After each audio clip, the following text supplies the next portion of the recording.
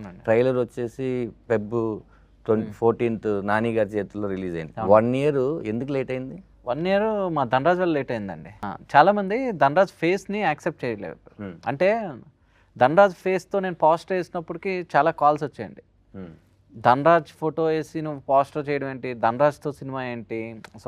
So ఈ ప్రాసెస్లో నేను వాళ్ళకి అరే ఇది ధనరాజ్ కాదు రాఘవ, నా సినిమాలో తండ్రి సముద్రకని గారు, కొడుకు ధనరాజు యాక్ట్ చేశారు, రామం రాఘవ, ఇది వాళ్ళలోకి వెళ్ళడానికి నాకు టైం పట్టిందండి. ఓకే. యాక్చువల్ షూట్ ఫినిష్ అయిపోయిందా? షూట్ మధ్యలో ఇదంతా వచ్చిందా? అంటే షూట్ అప్పటికి ఫినిష్ అయిపోయిందండి, ఆల్మోస్ట్ షూట్ డన్.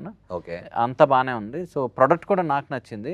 సో వాళ్ళు ఏంటంటే బుక్ మీద ఒక ఫస్ట్ పేజ్ చూసి బుక్ అంతా ఇలాగే ఉంటుందని డిసైడ్ అయినట్టు ధనరాజ్ని చూసినంటే ధనరాజ్ హీరో ఏమో, ధనరాజ్కి సాంగ్స్ ఉంటాయేమో, ధనరాజ్కి హీరోయిన్ ఉండి ఉంటుంది, ధనరాజ్ 100 మందిని కొడతాడు,